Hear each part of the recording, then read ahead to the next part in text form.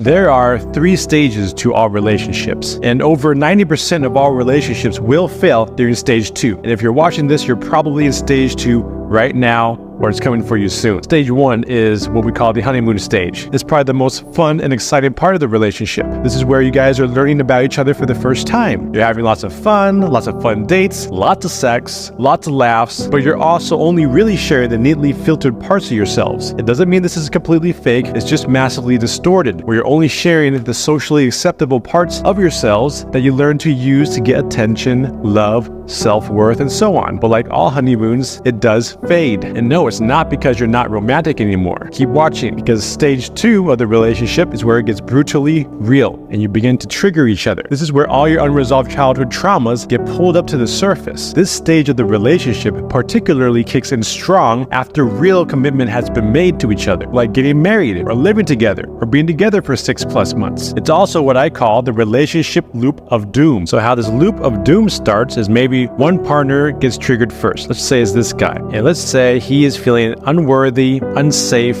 and maybe feeling guilty or ashamed. Whatever these triggers are, it could be with work, maybe he's stressed out and scared. Whatever that is, it causes him to do these behavior patterns, these coping behavior patterns. And that might look like shutting down, stonewalling. It might look like distracting himself. It might look like avoiding pain and pulling away. Either way, this is his way of coping with his triggers. But as he does this perfectly triggers his partner, where now his partner is feeling alone, feeling unseen, feeling unheard. As this partner is feeling these pains, she is going to do these coping behaviors. Maybe start to criticize, project emotion, get controlling and manipulative, basically expressing loud emotions to try to get connected again. Remember, this is all learned from childhood. So as she starts to do all these behavior patterns, it will perfectly trigger this person's wounds even more. And as he's feeling these triggers more, he will do these behaviors more. The shutting down, the distracting, the avoiding, right? And as this person does these behaviors to try to deal with these uncomfortable emotions as a result of their partner's behaviors, this will then trigger their partner's wounds even more. And then the more that this person gets triggered, the more they're going to do more of these behaviors. And the more they do these behaviors, the more it's going to trigger this person. So it's literally an infinite loop of doom, where one person, in their attempt to feel safe and relax and soothe the triggers, these behavior patterns, which are learned from childhood, it perfectly triggers the other person's wounds. And then they do behavior patterns that trigger the other person's wounds. The very thing that they're both trying to do to feel loved, to feel safe, has the opposite effect of triggering the other partner to do more of the behaviors to push them deeper into this downward spiral, right? It's just the loop of doom. It's very, very challenging. And very, very few relationships make it past this loop of doom. And they can be stuck in it for years, 10+ years even. But for the very few that make it past stage 2, they learn to begin healing their traumas. They learn to begin looking at their childhood, where they learned all these negative behavior patterns. They learn to be more accountable for themselves and begin the steps of healing and growing. This gets them into stage 3, which is spiritual partnership. This is the awakening, where you both learn to realize that you are in each other's lives for the purpose of growth, knowing